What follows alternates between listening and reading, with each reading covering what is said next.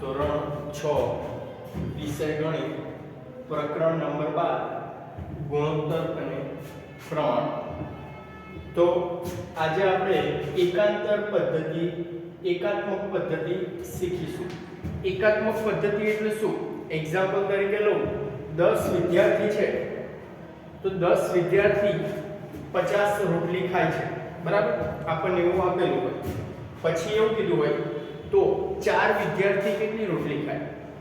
10 વિદ્યાર્થી 50 રોટલી ખાય છે તો 4 વિદ્યાર્થી કેટલી રોટલી ખાશે, બરાબર? તો સૌ પહેલા આપણે શું કરીશું? એક વિદ્યાર્થી કેટલી રોટલી ખાશે એ ચેક કરીશું, એ શોધીશું, બરાબર? તો 10 વિદ્યાર્થી હોય, 50 રોટલી ખાતા હોય તો એક વિદ્યાર્થી કેટલી રોટલી ખાશે? તો કે 5.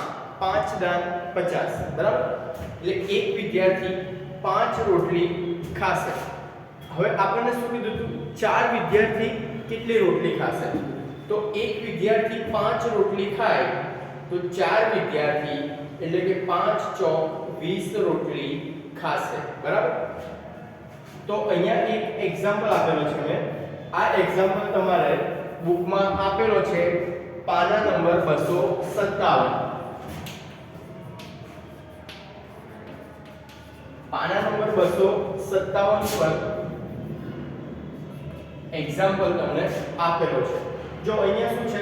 સમય આપ્યો છે 2 કલાક, 1 કલાક અને 4 કલાક. પછી કરણે કાપેલું અંતર આપ્યું છે. તો 2 કલાકમાં 8 કિલોમીટર કાપે છે, 1 કલાકમાં 4 કિલોમીટર કાપે છે અને 4 કલાકમાં શોધવાનું છે. એ જ રીતે અહીંયા પણ શોધવાનું છે. તો જો હવે કરણ છે, કરણે કાપેલું અંતર, તો 1 કલાકમાં કેટલું અંતર કાપે છે કરણ? 4 કિલોમીટર.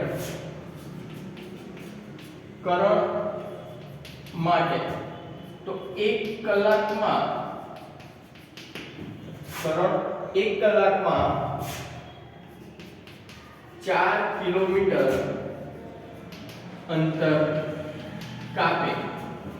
1 કલાકમાં 4 કિલોમીટર કાપે તો 4 કલાક માટે કેટલા?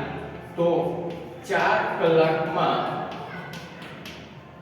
1 કલાકમાં 4 કિલોમીટર અંતર કાપે તો 4 કલાકમાં એટલે કે 4 ગુણ્યા 4 તો કે 16 કિલોમીટર. ચોખ્ખું 16 કિલોમીટર અંતર કાપશે, બરાબર? તો 4 કલાકમાં કેટલું અંતર કાપશે? 16 કિલોમીટર, બરાબર?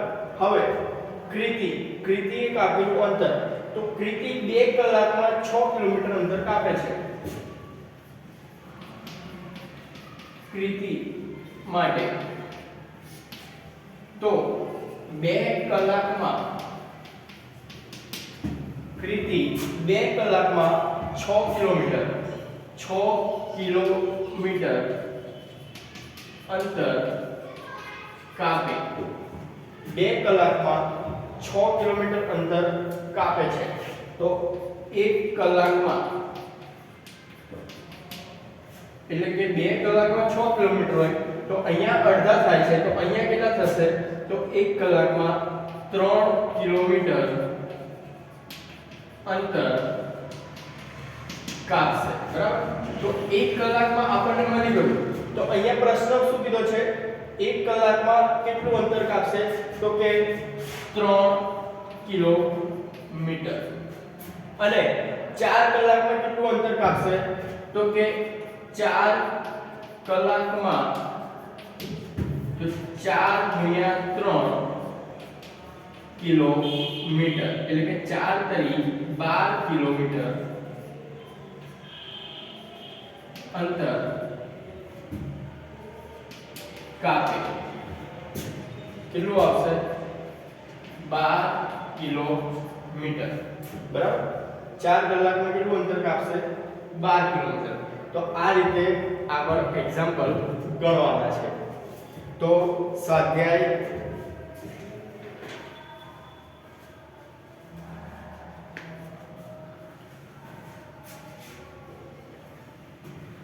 સ્વાધ્યાય 12.3 1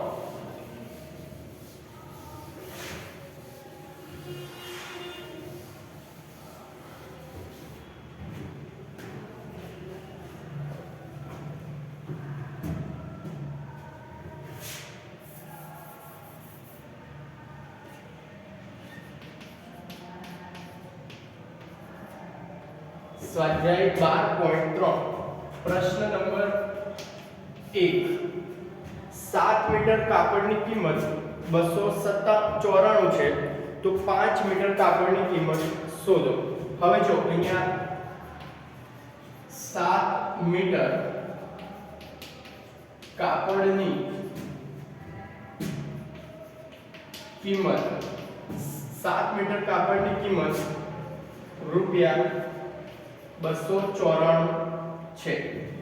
તો 7 મીટર કાપડની કિંમત 294 છે તો 5 મીટર માટે કેટલી? 5 મીટર માટે કેટલા શોધવાના છે? તો અહીંયા 1 મીટર કાપડની કિંમત 1 મીટર કાપડની કિંમત કેટલી થશે? તો 294 ભાગ્યા 7 મીટરના 294 હોય તો 1 મીટરના કેટલા થાય? તો 294 ભાગ્યા 7. તો 294 ભાગ્યા 7. 7 ચોક 28, 1 અને 4 તો 7 દુ 14. તો 1 મીટર કાપડની કિંમત કેટલી થશે? તો કે 42 રૂપિયા. તો 5 મીટર કાપડની કિંમત બરાબર કેટલા થશે? તો 42 ગુણ્યા 5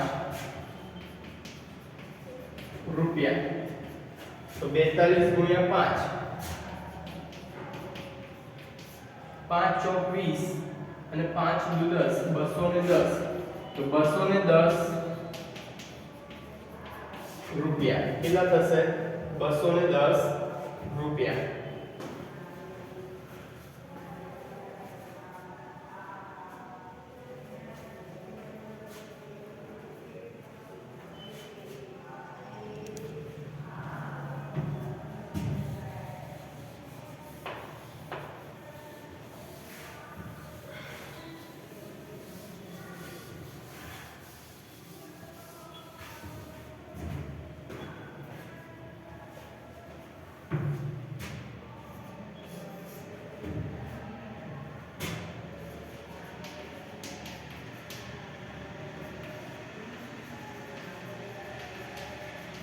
એકતા 10 દિવસમાં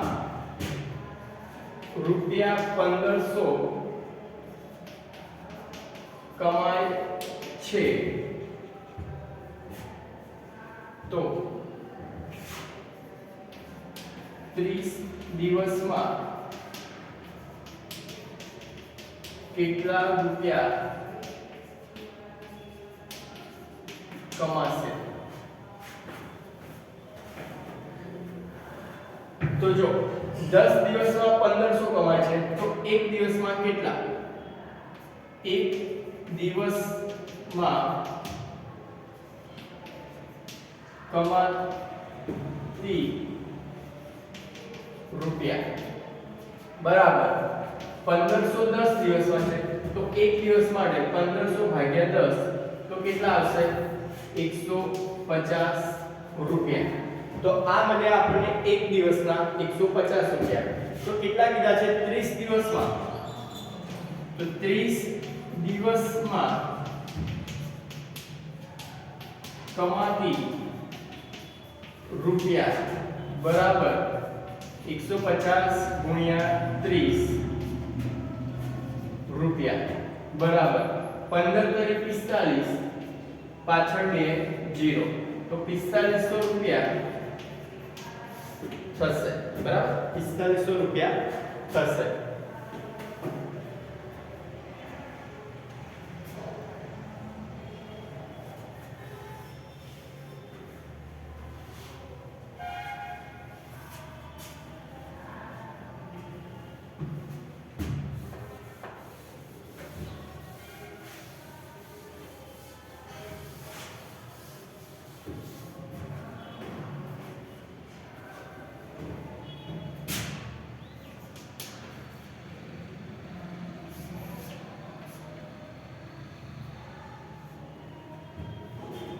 છેલ્લા 3 દિવસમાં 776 મિલીમીટર વરસાદ પડ્યો.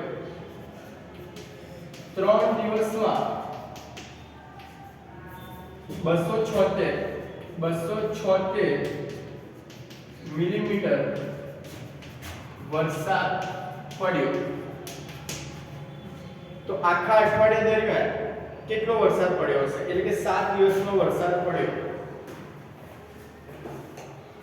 જો 3 દિવસમાં 276 મિલીમીટર વરસાદ પડે છે, બરાબર? તો એક દિવસમાં પડતો વરસાદ 3 દિવસમાં 276 મિલીમીટર પડે તો એક દિવસમાં કેટલો પડશે? 276 મીમી ભાગ્યા 3. તો 276 ભાગ્યા 3.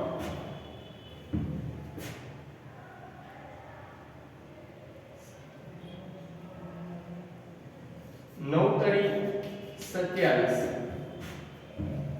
0 0 6 અને 3 દુ 6 તો 92 મિલીમીટર એક દિવસમાં કેટલો પડશે વરસાદ?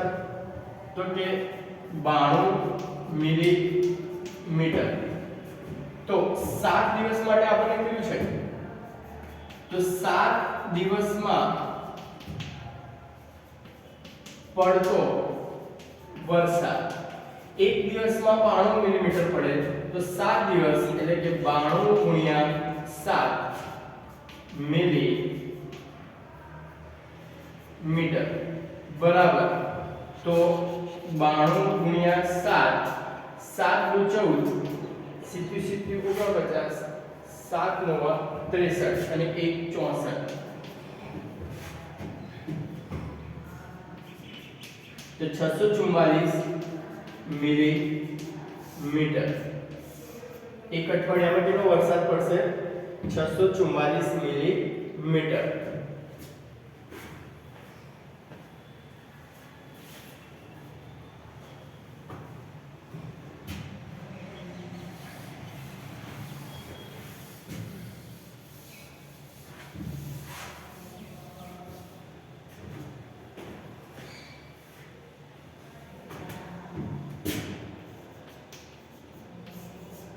प्रश्न नंबर 4 5 किलोग्राम घઉંની કિંમત 30.50 છે.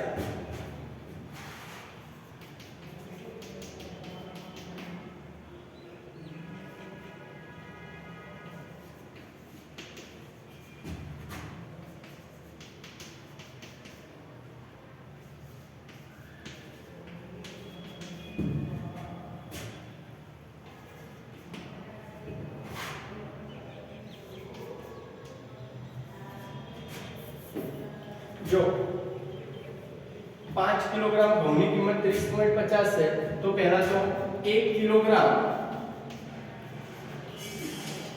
ઘઉંની કિંમત કેટલી? 1 કિલોગ્રામ ઘઉંની કિંમત તો 30.50 ભાગ્યા 5 બરાબર. 30.50 ભાગ્યા 5 तो 1 किलोग्राम घઉં માટે કેટલા થશે? 30 પોઈન્ટ પછી બે કિંમત છે એટલે નીચે આવશે 100 ગુણ્યા 5 આવશે એમના એમ. તો 0 0 કેન્સલ 305 ભાગ્યા 5 તો 6 35 એટલે 60.1 305 भाग्या 5 5 6 30 5 उतार्या 5 1 5 तो 6.61 61 भाग्या 10 એટલે કે 6.1 તો 1 કિલોગ્રામ ઘઉંની કિંમત કેટલી મળી આપણને? 6.1 તો 8 કિલોગ્રામ ઘઉંની કિંમત કેટલી થશે? તો 8 પહેલું આપ્યું છે a, અહીંયા a છે. 8 કિલોગ્રામ ઘઉંની કિંમત બરાબર 8 ગુણ્યા 6.1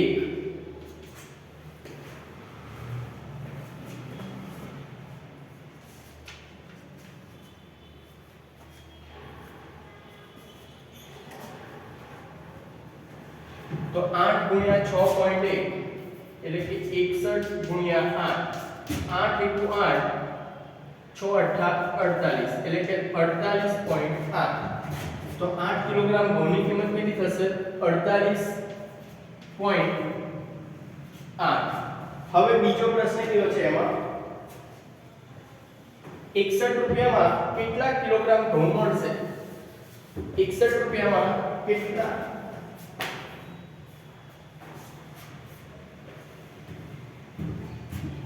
બી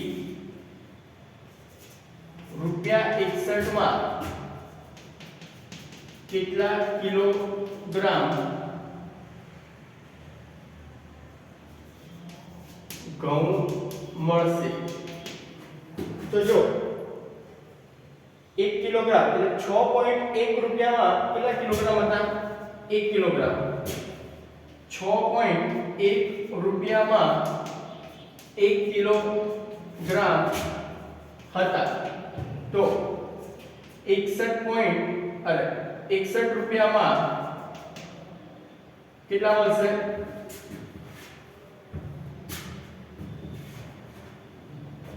61 રૂપિયામાં કેટલા ઘઉં મળશે 6.1 રૂપિયામાં 1 કિલોગ્રામ હતા તો 61 રૂપિયામાં એટલે કે 61 ભાગ્યા 6.1 61 ભાગ્યા 6.1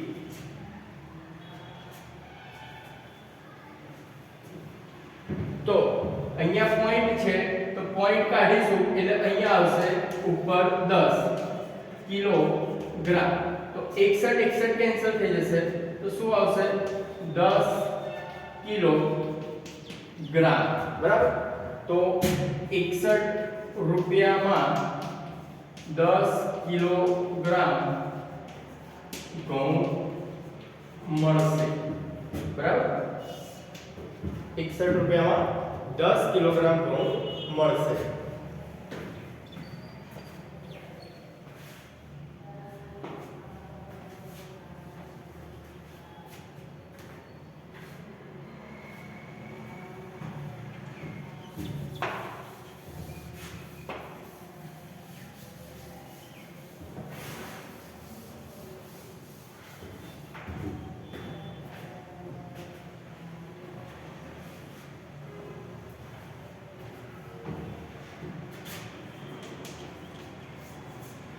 પ્રશ્ન 5 છેલ્લા 30 દિવસમાં તાપમાનમાં 15 અંશ સેલ્સિયસ નો ઘટાડો થયો તો જો 30 દિવસમાં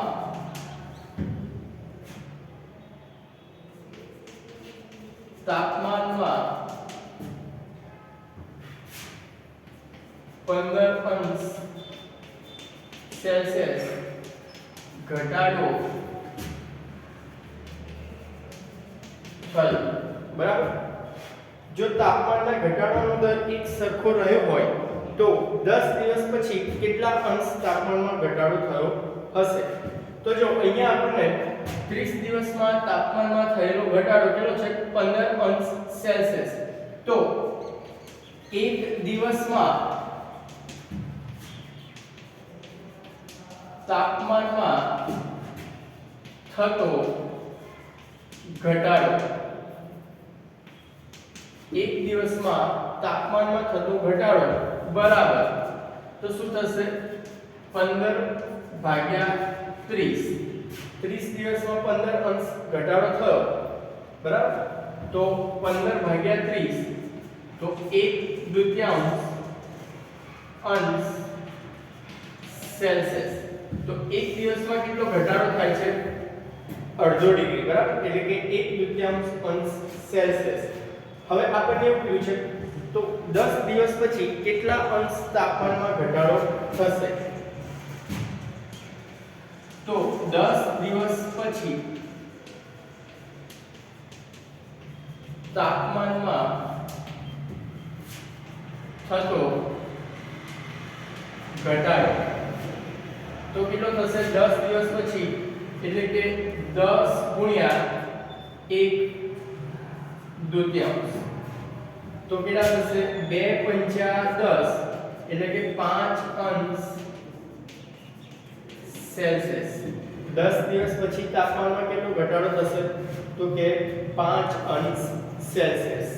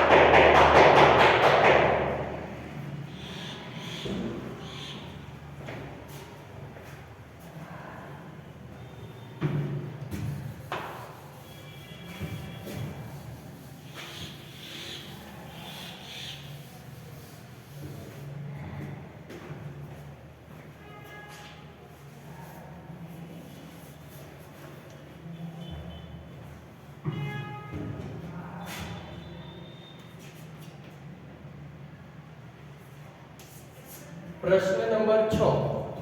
રીના 3 મહિનાનું ભાડું 7500 ચૂકવે છે. જો દર મહિને ભાડું સરખું રહેતું હોય તો આખા વર્ષ દરમિયાન એટલે કે 12 મહિના દરમિયાન તે કેટલું ભાડું ચૂકવશે? જો 3 મહિનાનું ભાડું 7500 રૂપિયા આપેલું છે તો આપણે પહેલા તો 1 મહિનાનું ભાડું શોધીશું.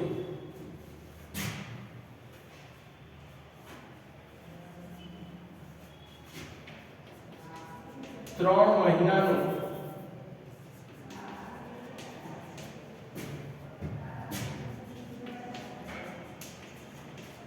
મહિનાનું ભાડું 7500 રૂપિયા છે. તો 1 મહિનાનું ભાડું તો 7500 ભાગ્યા 3 કેટલા થશે? 25 તરી 75 એટલે કે 2500 રૂપિયા. આ શું મળ્યું? 2500 રૂપિયા 1 મહિનાનું ભાડું. તો આપણને કેટલું કીધું છે? આખા વર્ષ દરમિયાન તે કેટલું ભાડું ચૂકવશે? એક વર્ષમાં કેટલા મહિના હોય? 12 મહિના. તો 1 વર્ષ બરાબર 12 મહિના. તો 12 મહિનાનું ભાડું બરાબર 12 ગુણ્યા 1 મહિનાનું છે 2500 રૂપિયા. તો 25 ગુણ્યા 12 25 એટલે કે 2500 ગુણ્યા 12 0 0 2 0 2500 અને 25 દુ 50. તો 0 0 0 5 ને 5 10 2 ને 3 કેટલું થશે? 30000 રૂપિયા. આમ રીના 12 મહિનાનું 30000 રૂપિયા ભાડું ચૂકવશે. બરાબર. તો આજે આટલે સુધી રાખીએ છે. પ્રેક્ટિસ કરજો આની, એટલે થોડાક દાખલા છે બાકી, એમાં વાંધો ના આવે.